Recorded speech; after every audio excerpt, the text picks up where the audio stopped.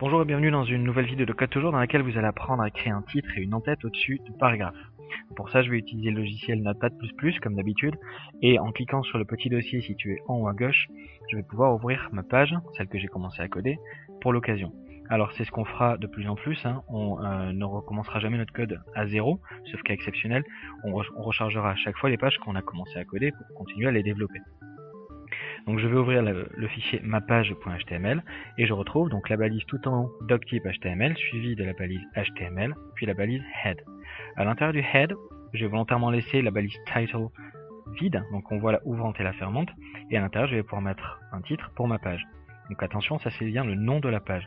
C'est pas du contenu puisque c'est dans la head. Donc je vais l'appeler créer un titre et une en-tête, donc les titres automatiques, et je vais pouvoir maintenant enregistrer. À l'intérieur du body, du texte simple, bonjour à tous. Donc je vais cliquer sur exécution et tester ma page dans Chrome. Alors, comme prévu, le texte apparaît bien sur ma page bonjour à tous et dans le head, la balise title apparaît sur l'onglet créer un titre, donc c'est bon.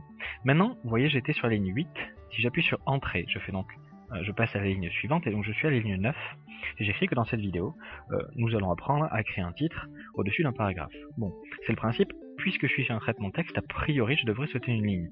D'ailleurs on le voit dans notre éditeur là. Donc si je teste ma page, qu'est-ce qui se passe? Problème, a priori tout apparaît sur la même ligne. J'ai bonjour à tous, et dans cette vidéo, blablabla, donc tout apparaît sur la même page. Or c'est pas ce qu'on souhaitait puisque on souhaitait faire un paragraphe, on souhaitait revenir à la ligne.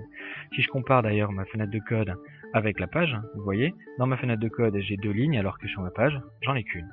Pour ça, il va falloir utiliser une balise spéciale, c'est la balise P. Donc, la balise P finalement ça va être la balise paragraphe, le texte que je souhaite finalement mettre en un seul bloc comme un paragraphe.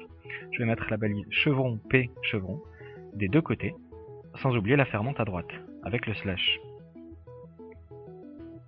J'appuie sur la disquette enregistrée, et maintenant si je teste ma page, que je la lance dans mon navigateur, et bien là, c'est bon.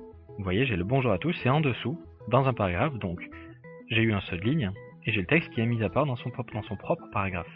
Maintenant, ce que je voudrais, c'est un titre, que le bonjour à tous soit le titre de mon paragraphe. Pour ça, je vais utiliser la balise H1.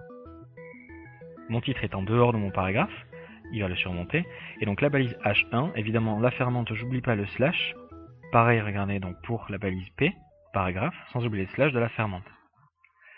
Maintenant, je peux cliquer sur la disquette pour enregistrer, cliquer sur exécution et lancer mon navigateur. Et maintenant, j'ai mon titre automatique. Vous voyez, j'ai rien configuré, j'ai simplement mis le texte entre H1, balise H1, et voilà, j'ai une taille de titre, et en dessous le paragraphe. À vous maintenant d'essayer de remplacer votre titre et votre texte dans le paragraphe par ce que vous voulez sur votre page. Alors il existe aussi d'autres façons plus complexes mais aussi plus précises de mettre en forme ces paragraphes, mais on verra ça dans d'autres vidéos.